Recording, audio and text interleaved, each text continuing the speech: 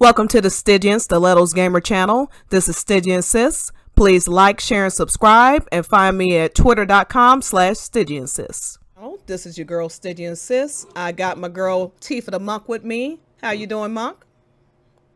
I'm doing fabulous. I cannot wait to talk about Gongaga. Yes. Because that is the best chapter in the entire game, bar none. Oh, absolutely. I mean, award winning. If there was an award for best chapter, it would go to Gongaga. I don't think anybody would even argue. All right, so what we're going to do, as Monk hinted at, we are going to analyze the Gongaga bedroom scene. So after Tifa falls into the live stream scene, which is an excellent sequence that goes on, and we will discuss that at some point. The next morning, Cloud is waiting for Tifa to wake up. She wakes up, and then a conversation ensues between the two of them. So we are going to watch that in full, and then we'll go back and analyze the scene. All right. Monk, you ready to go? I'm ready. All right.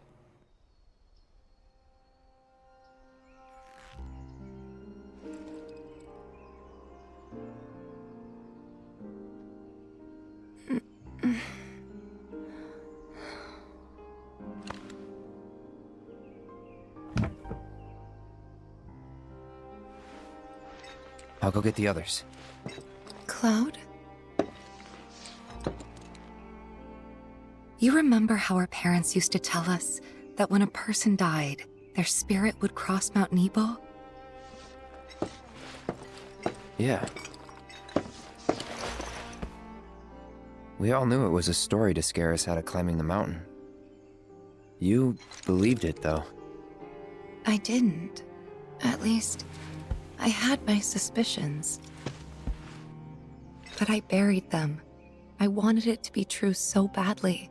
I didn't want to think my mom was just gone. Plus, Emilio and the others said they'd help me find her, so up the mountain we went. Some help they were. Running off and leaving you out there? Not that I knew about any of that. You don't remember? I hit my head pretty hard when I fell off that cliff. Think it messed with my memory. Everything from around that time's a blur. I only knew what the others told me. Didn't even occur to me to question them. What'd they tell you? They said that you egged me on. But now I know that's not what happened at all. When the rest of them ran, you were there for me. You stayed when I needed you most. If that's not a hero, then I don't know what is. I'm no hero. What kind of hero falls off a cliff with the person he's trying to save and pushes him into a pool of Mako? Sometimes, I don't even know who I am. I forget things everyone else remembers just fine, and know things I've got no right knowing. It's like there's different people inside of me. And the worst part is, I can't even tell where they end and I begin. Go on. Soldiers' cells degrade. I think that's what's happening to me. That I'm falling apart. That's not going to happen to you.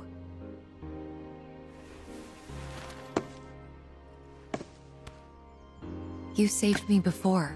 Now it's my turn.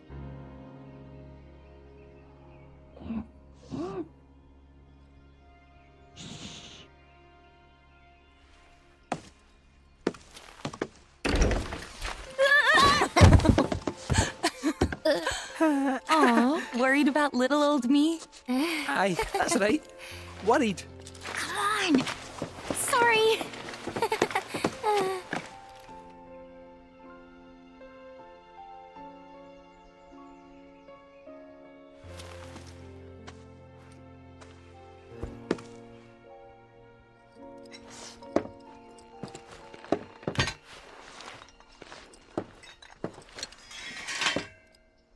right, whoo! So that was the Gongaga bedroom scene.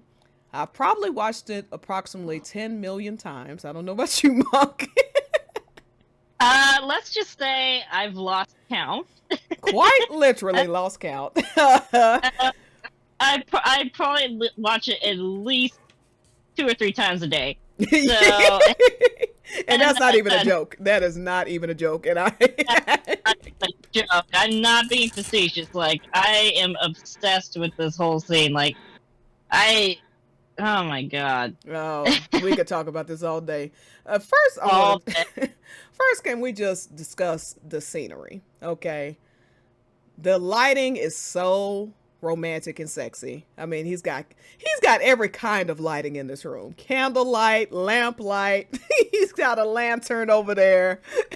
And it's because he was as Yama-chan, who is Cloud's mocap, confirmed. Cloud sat there all night waiting for her to wake up. And so which is just amazing. He locked himself up in this bedroom with Tifa all night.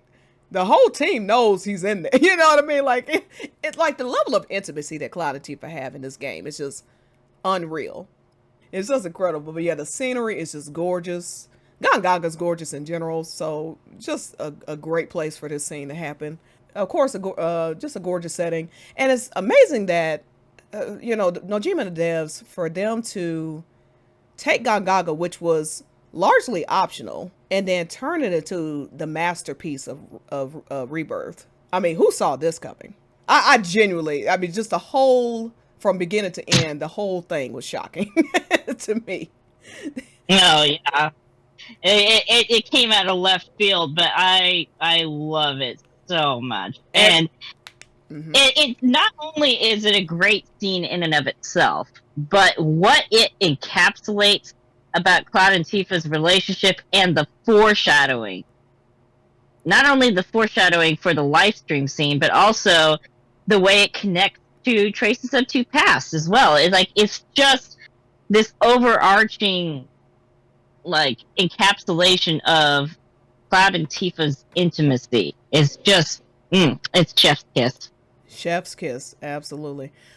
So yeah, let's get into that because so for OG fans, of course, this scene is jarring because none of this happens in OG, and in fact, you don't get the revelations that happen in the scene until the live stream scene. Also, Cloud never actually. Well, Cloud only acknowledges, like his mixed up memories and all of that in Northern Crater. So one way that Monk and I like to talk about Rebirth in terms of Cloud and Tifa's relationship, and it speaks a bit to what Nomura said in an interview. He said that their relationship is sped up a bit, and that really is what it is. What we're getting is a preview. Like, Rebirth is one big preview to the things that you can look forward to between Cloud and Tifa in Part 3. And so this scene is one of them, one of these moments where we are getting a glimpse into Cloud and Tifa's future. So as the scene starts, of course, this is after Seth Roth tricked Cloud into believing that was not the real Tifa, that was a Genova clone or, some type of mimicry from Genova. Yamazaki actually, Yama-chan, he speaks on this as well. And I'll turn down the sound. Hold on. So Yama talks about this scene as well. And he mentions how Cloud just doesn't seem like he knows what to say in this moment. I mean, with everything that happened.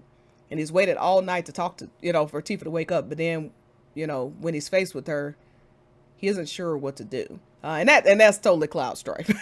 that's peak Cloud Strife. But what strikes me about this Monk is Tifa's reaction. She sees Cloud sitting there. She's not scared. She doesn't, she's not angry.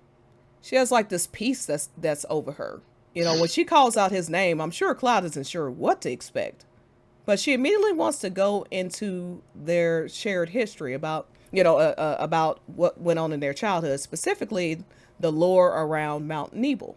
Now, for those who aren't aware, when Tifa's mom died, the reason the mountain incident happened is because Tifa wanted to go find her mom's spirit on the other side of the mountain. And so this is what this is talking about. This actually isn't talked about until the actual the true live stream scene from OG, which again is in Disc 2. And this is after Cloud has been Cloud has went under Sephiroth's control and then got Mako poisoned again, etc. And all of this happens in the live stream scene. In Gongaga, she has already found out some of the truth that went on, which is that Cloud was there and he was trying to protect her. So, to ask you a question here. Like, first off, what was your reaction to seeing this being brought out so early? And what implications do you see this having on the actual live stream scene? So, my initial reaction, of course, was shock at first. And then I kind of understood why it was being flushed out. Because, again, when you play through OG, the live stream scene is, like, super, like, compact, I guess is the word I'm looking for. There's so much information being thrown at you in a relatively short period of time. There's a ton of lore. It's Cloud and Tifa's entire childhood, basically, that was barely touched upon until that moment. And so what I see Najima doing here is he's stretching a lot of these aspects out and allowing these plot points to kind of feel like they flow a little bit better. And what he's doing is he's decluttering the live stream scene.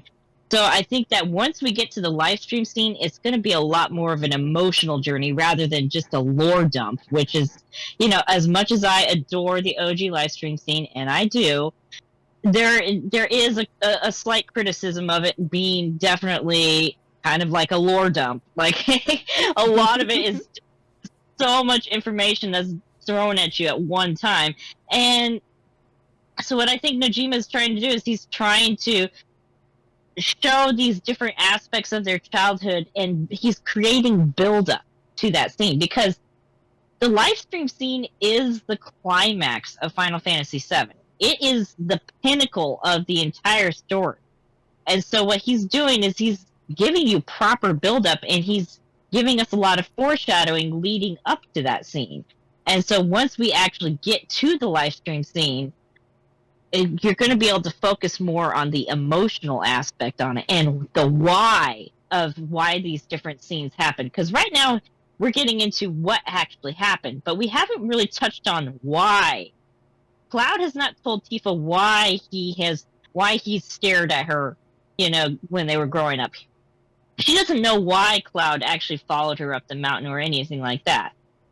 She knows he did, but she doesn't realize the depths of his feelings and where this all is going. Absolutely. That is all that is going to happen in the future in part 3. But what Najima is doing is he's laying a bedrock for all of this built upon. And it's going to feel a lot more cohesive by the end of it. And we're going to have proper build-up for it. That's true. And this is a distinction that people really need to grasp between OG and now. When OG came out, it was a brand new story. You literally didn't know what was going to happen, point by point. So Cloud always being in love with Tifa and doing all of this for Tifa was supposed to be the big shock. Now it's been 27 years. Everyone knows that Cloud and Tifa are the item. That shock value is gone. And in retrospect, especially when you're breaking this out in a trilogy, the things that they did for Disc 1 and OG simply just won't work in this format. You can't have it where you have two games where it's more neutral in the style of that OG was, where there was a bit more player's choice and a bit more, particularly, you know, down to, depending on who was in your party, you could miss critical scenes just depending on who you happen to put in your party at the time. That just simply, that format is just not going to work for a trilogy where you're expecting people to, you know, continue to grasp the story as you continue, and you have these stretches of time. You know, they have to keep being reminded, just like they keep reminding us of the promise. They keep reminding us of Sephiroth. They keep, and Sephiroth's connection to Cloud. They keep reminding us of, Aerith and Cloud and this shared connection with Zack. There are these things that they keep reminding you of throughout the story, so that even though it's a trilogy and it's over a 7-year period, you won't forget. Even during these breaks, you'll always have these reminders going on. And so, I think what you said also, when you're talking about a lore dump, that's what it was. There was so much information thrown at you in that live stream, saying you're not only getting the shock of, oh wow, he was in love with Tifa like the whole time, there really never was a choice, but then you're trying to unpack what actually happened in the Nibelheim incident. Then you're actually trying to figure out, where all this started, why he joined Soldier, what is the mountain accident, what does Tifa's mom's death have to do with this, what does the friend group have to do with this. I mean, there's just a whole lot going on. So, and then along the way, he is early on negating certain claims. So, for instance, in Under Junon, one major thing is she actually runs into Emilio. And so that negates the idea of, oh, well, just whichever guy would have come back or whichever one she'd have ran into first, that's who she would have went for. No. In fact, she was happy for him. Like, oh, he came in with this gorgeous girl, blah, blah, blah. Like, she truly just saw these guys as friends. They were never love interests. And Monk, you of course love to talk about this stuff from Trace of Two Paths. All of them, all of them gave her, except for gave this farewell. All of them, in a sense, kind of made a promise to her, like, I'll come back for you, blah, blah, blah. She didn't care about any of that. It was only Cloud that she wanted. Well, and not only that, but Tifa was actually offended by some of their behavior. Like somehow they were, I'm going to kind of borrow a term from Princess Jasmine, I'm not some trophy to be won, or some prize to be won. And that a lot of the way the boys in Nibelheim treated Tifa was like, she was like some kind of badge for them to, some kind badge of honor. Yeah. Some wife to gain, later on, she was like a status symbol for them rather than someone who genuinely loved and appreciated her. Yeah, absolutely. She was the darling of Nibelheim. She was the only girl in that age range. She was the councilman's daughter. Everybody loved her. And so and of course, not saying that they weren't genuinely friends with her, but there was always an ulterior motive as well as they got older. Exactly. Whereas, and therefore did things, like encouraging her to go up the mountain and all this, the sad irony being that they blame Cloud, claiming he's the one that goaded her to go up there. No, they did, but they just wanted whatever, like, oh yeah, let's just go, blah, blah, blah. But then, when things got rough, they ran. It wasn't about really what was best for her. Now again, these are kids, but so it's interesting how Trace of Two Paths and the things that he's added just give credence to the fact that her relationship with Cloud is unique, even when they weren't close. He always stood out to her and she always stood out to him. So yeah. So when Cloud goes into this, let's go to the next part here. So she starts talking about Mount Nebel, and Cloud says, hey, this was just a story to scare us from going up there, because as anyone who's played through this game sees, chapter 1, like the mountain is extremely dangerous. Not just the terrain, but there's monsters out there, and the bridges are clearly not safe. I think we've seen that more than once. The bridge work is a bit shoddy. It's just no place for kids to be going, especially by themselves. But, in a moment of grief, and she was 8, so totally understandable. She thought that she could see her mom again, so, and so she wanted to go up there. And as I said before, the boys basically encouraged her to go up there, but then halfway through it was like, nah, we're done with this. It's getting too much for us. And it started running. Now Cloud was trying to get her to come back down but the thing is, he was not going to leave her. So they go into the discussion about the lore, and she says that she didn't really believe it, but she just didn't want to believe her mom was gone. And so she says, Amelia and them had said they'd help find her, and so up the mountain they went. Cloud gets very testy after she says this. And that's what they did. And so Tifa starts to say, I don't remember any of that. And I think it's important to note, You don't remember? in this part in the Japanese, and this is new lore, because I don't know anywhere else that this is said. So this is brand new lore according to Rebirth. Tifa lost half a year's worth of memories. In the Japanese, and I think maybe the French, it specifically says 6 months worth of memories. And it just tells you the severity of the trauma that she endured when she fell off that mountain. I mean, she fell off a mountain. I don't even know why we have to explain this to people, but that is, most people probably don't survive falling off of a mountain. I think that's a safe assumption. And the thing is that, and this is something that was written into the lore of OG. She is in a coma for 7 days. Mm-hmm. Yeah, and it's reiterated in Trace's 2 pass. Yeah, so not only did she lose a lot of memory, she was out of it for a week. Cloud in chapter 8 of Remake, when he says, last time you got away with scraped knees, only scraped knees, that is real Cloud talking to Soldier Cloud about this incident specifically. And he's like, scraped knees? What are you talking about? But yeah, Cloud failed the same as her because he was trying to save her.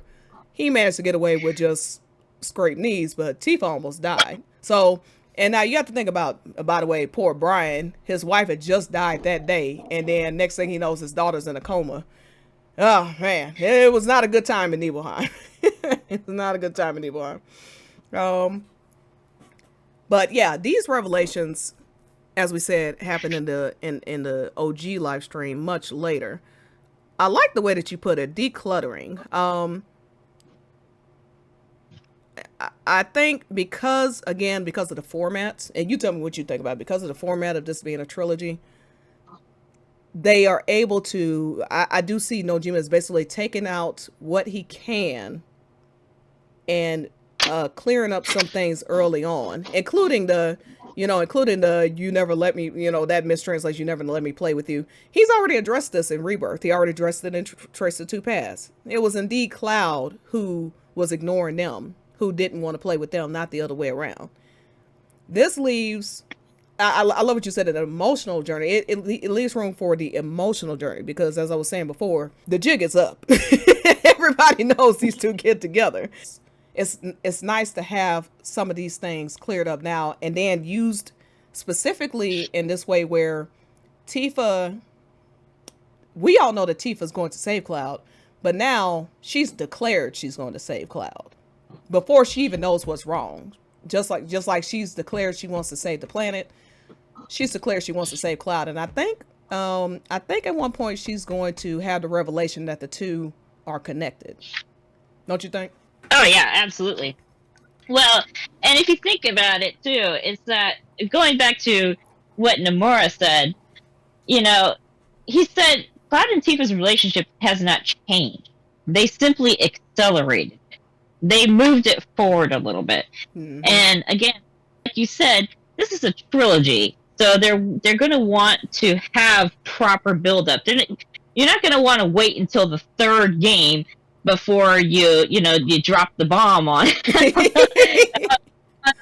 the true love interest is. They're doing this build-up for a reason. They're laying, again, a trail of breadcrumbs. Now, there was a trail of breadcrumbs in Remake.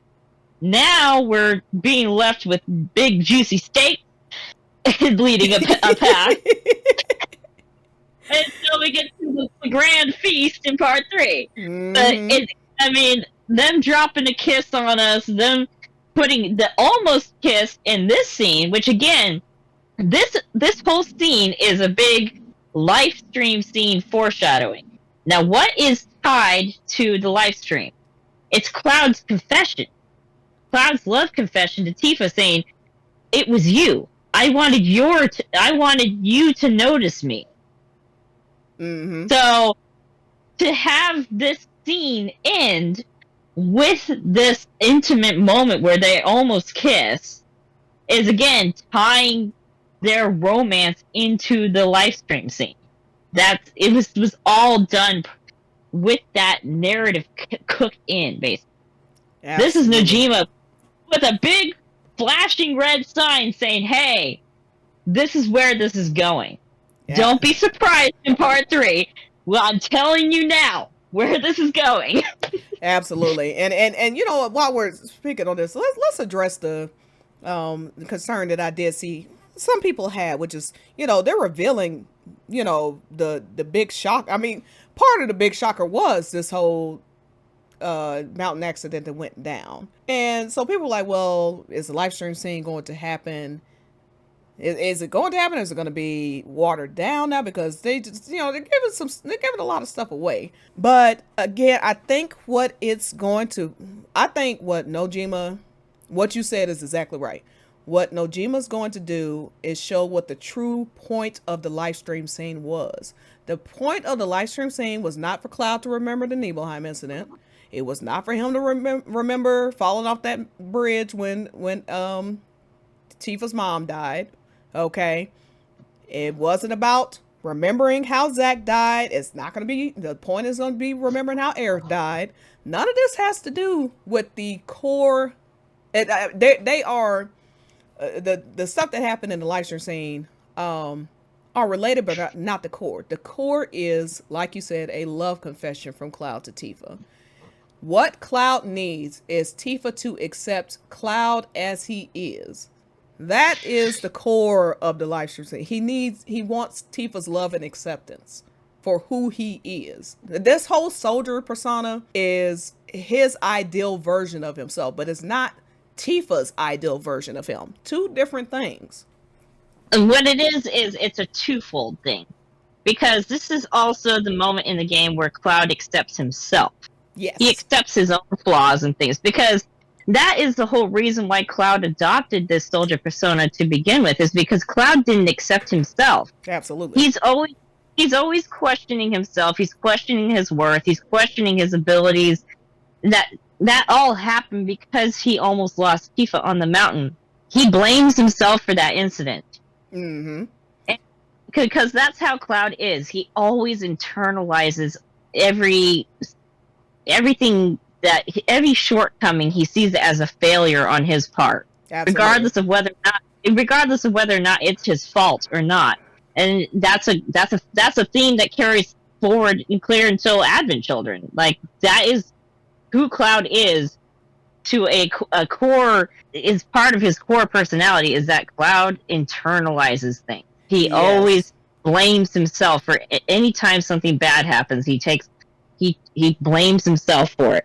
And so the Ultimania describes him as emotionally weak and says Tifa supports the emotionally weak side of him. So exactly. Just to clarify what I'm saying, when I say he needs Tifa's love and acceptance, he as he says, her opinion matters most to him, and by her accepting him, he begins to see the good in him, the things that are good about him, and like, hey, I'm fine as I am, and you'll see this in this scene as well. But we'll get back to that later. I'll let you finish your point. Go ahead. Okay. So, and like, to your point, yes, but Cloud and this has been stated over and over again, that Cloud and Tifa are each other's anchors, and that is why it's crucial for Tifa to be there in the live stream scene with him. Because it's not just that she knows the real Cloud, it's not just that they shared these childhood memories together, but it's because of how much Cloud treasures Tifa and that how much he opens himself up to her, that, when he sees her love and acceptance for him as he is, it bolsters him, it gives him strength, just as he gives her strength. They depend on each other in that way, and that's what's so beautiful about their relationship. And it's encapsulated perfectly. I know I'm getting ahead of myself by touching briefly on Tifa. Nibelheim. Okay, Tifa. But you can see this perfectly personified in the way that they help each other through the trauma when they revisit Nibelheim. when Tifa starts having a panic attack when she sees her dad there, when Cloud starts having, his own panic attack, just a simple touch from the other person is enough to calm them, and be that support for each other. And that's why I think, and again, I think Nojima is going to expand on this a lot during the live stream scene, is that Tifa is going to she is Cloud's support throughout this, because he's going to need it, because he's going to be facing some of the darkest and most traumatizing parts of his memory. I mean, the mountain incident was traumatizing for him. The Nibelheim incident was traumatizing. He's going to be going through all of that and having to face the fact that in his own mind he was a failure. He felt like he was a failure during the Nibelheim incident. Number one, because he didn't make it into Soldier. Number two, he wasn't able to stop any of the destruction. He lost his mother. He felt like he failed Tifa again because she got slashed and he thought he'd lost her. And her father got killed. He didn't even get there in time to try to save her father. Her father got killed.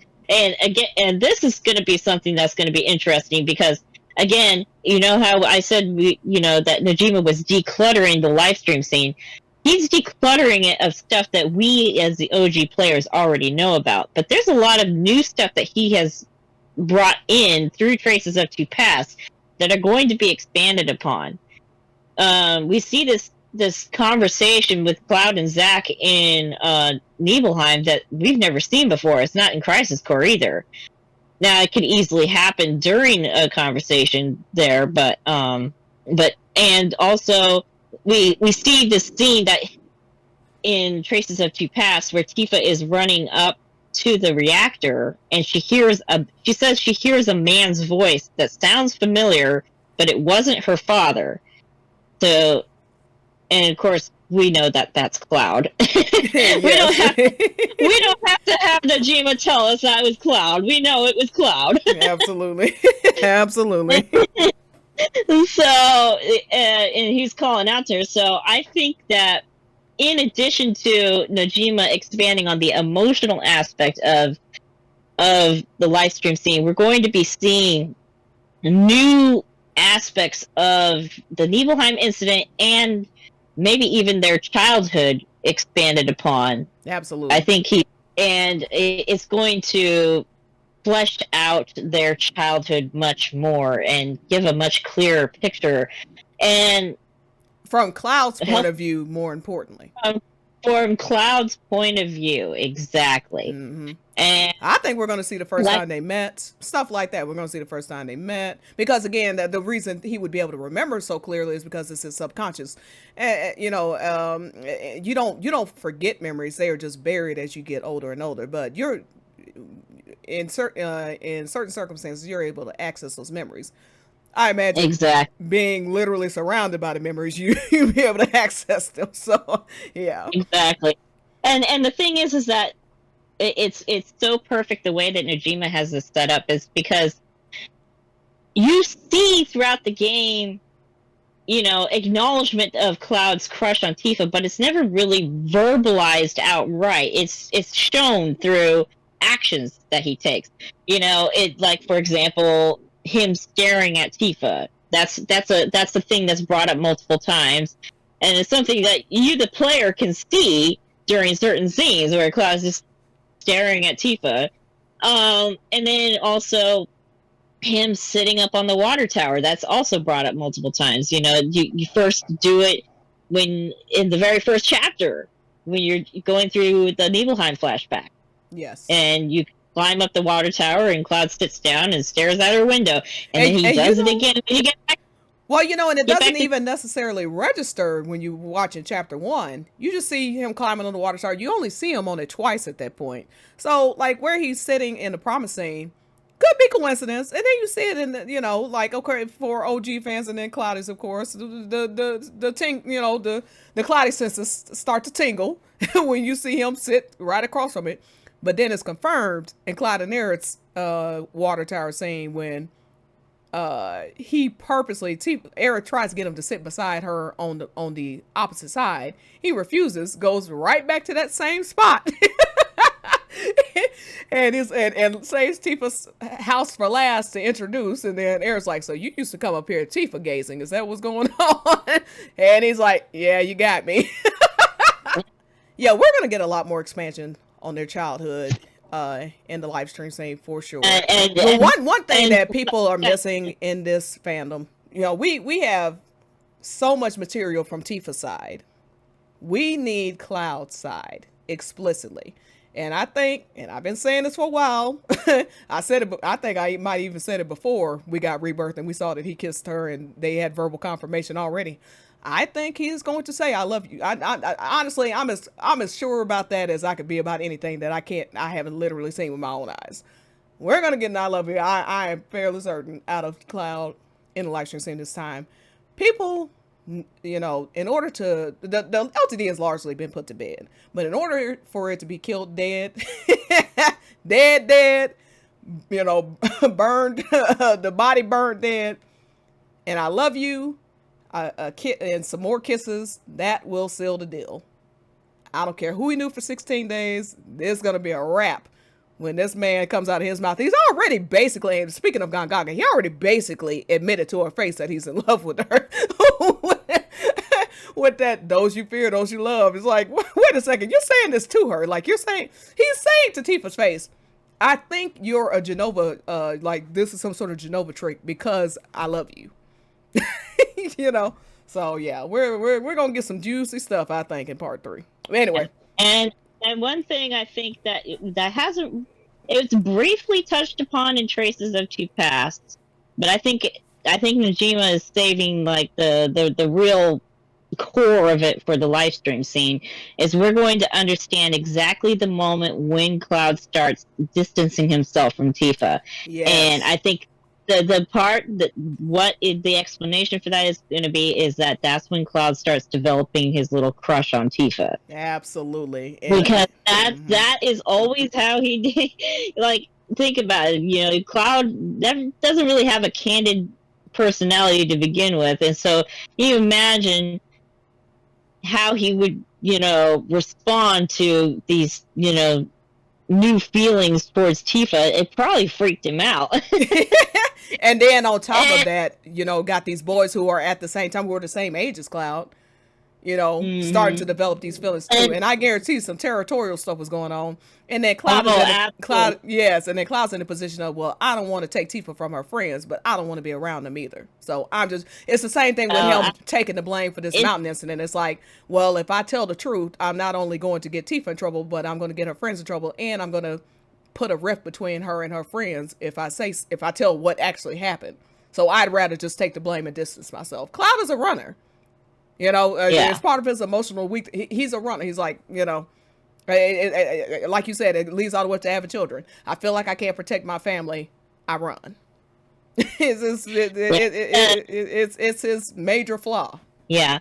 And the other thing too is that this is also going to play into a little bit of Cloud's personality that we see multiple times throughout not only Rebirth but Remake as well. That Cloud is a jealous type, and he does not like to share Tifa at all.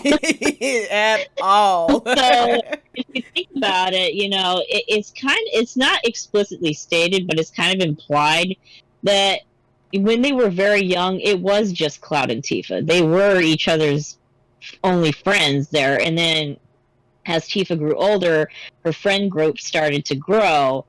But Cloud, I don't think, was too keen on sharing her. And so he ended up just, you know, having his little attitude that he gets where, you know, and especially when other boys start paying attention to Tifa, he gets an attitude about it. And we see this in adult Cloud yes. multiple times. I mean, he's ready to fight some random vendor in Sector 7.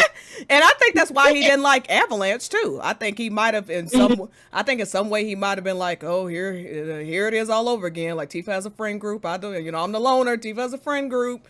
you know, and I don't really want to get to know them. I'm probably not gonna like them, so let me just be an asshole until he realize, hey, like we really do just want you to be part of the friend group, dude. Like we ain't gotta. There's no secret agenda here. None of us are trying to get with Tifa, and like Tifa's all yours. You don't have to worry about it.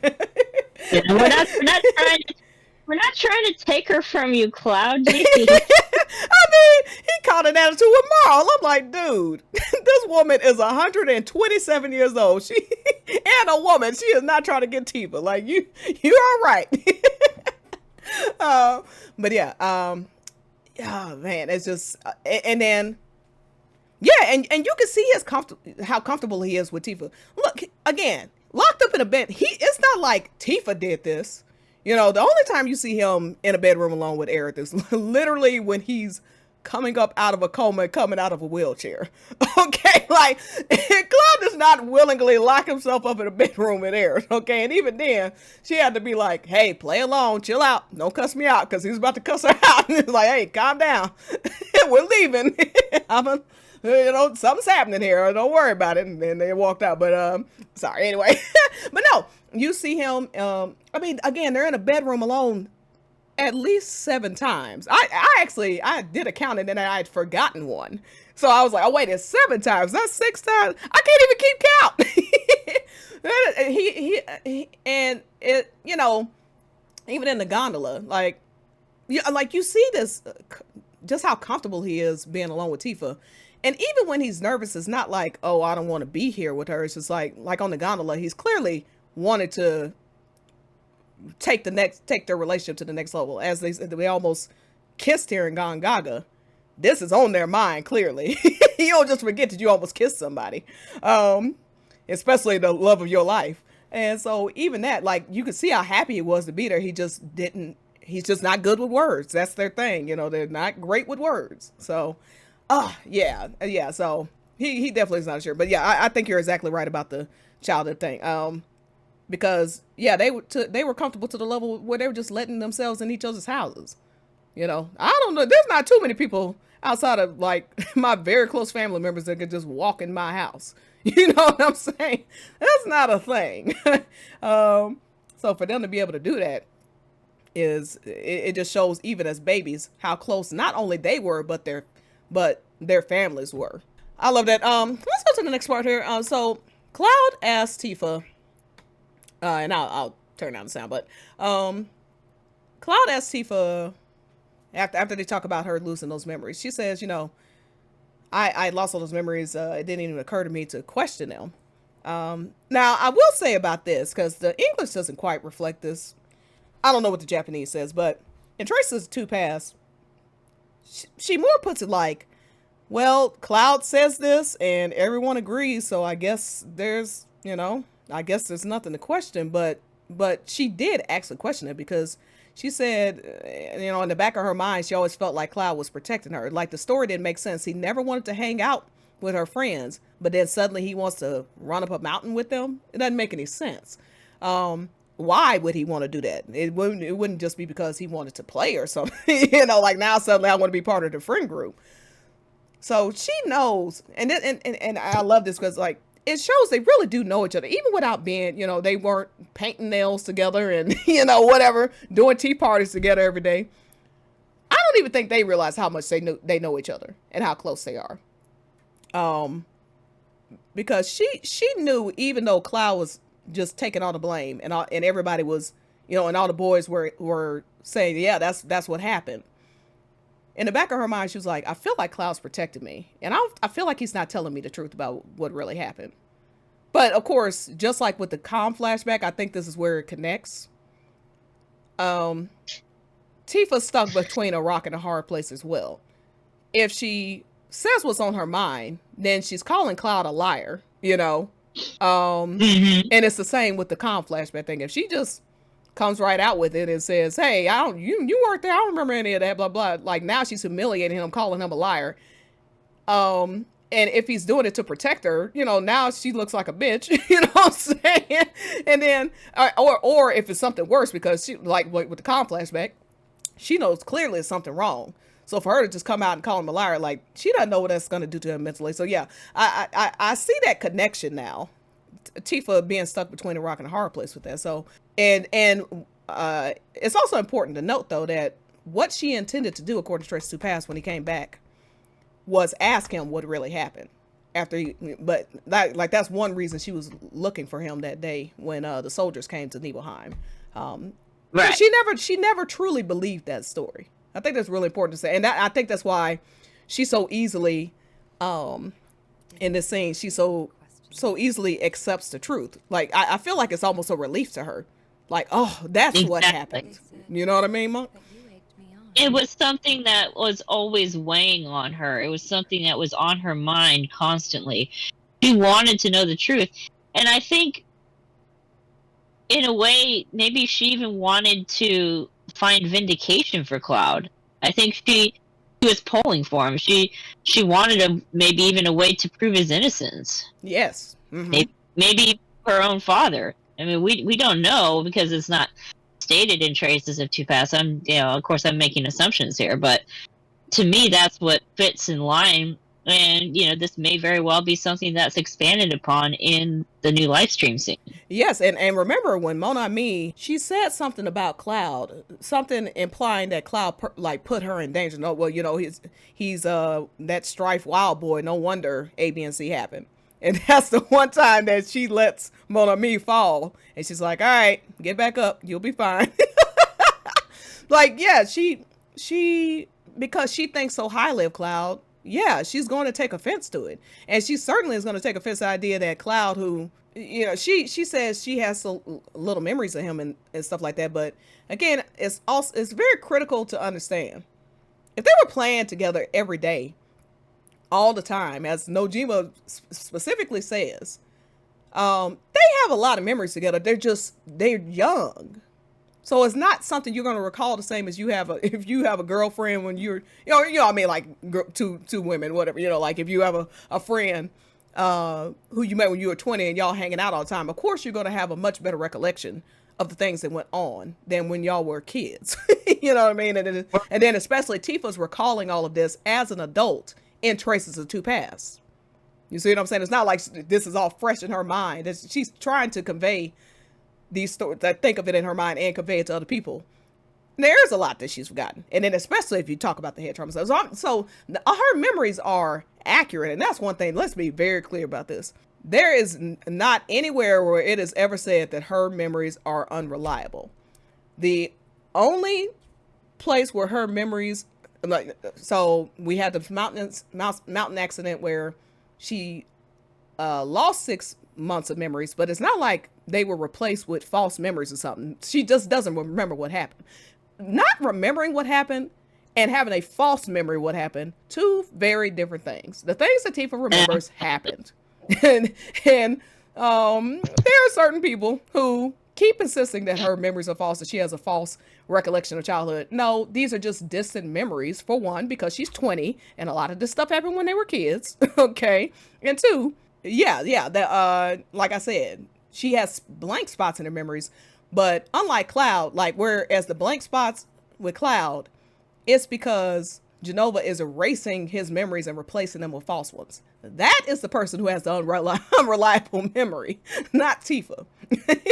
So I just wanted to go on that little tangent.